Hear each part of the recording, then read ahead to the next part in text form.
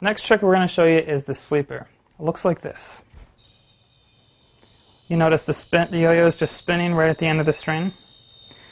This is pretty much what most of the tricks that we're going to be working on is founded on. So it's really important that you practice this and you get a really strong spinning sleeper, because it's going to help you a lot when you move on to the harder tricks. So very much like the gravity pull. Start your hand out the same way. Bring your hand all the way out. When you make your muscle, you do it the same exact way, and you're actually even going to throw the same way. But the one thing you want to do differently is when you do throw, you snap your arm out and you don't move it. One of the problems people have when they first start throwing a yo-yo is they'll immediately want to turn their hand over, and you actually want your hand and palm up.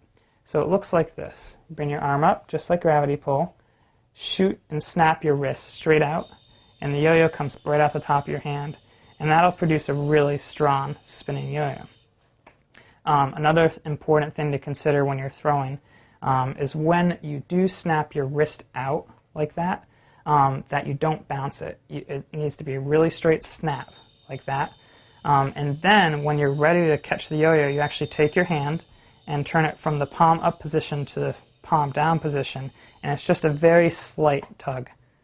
You'll see it's the slightest tug, and you don't go and grab the yo-yo, you just let it come to your hand. It's going to snap right into your hand, and it's going to be the easiest way to catch.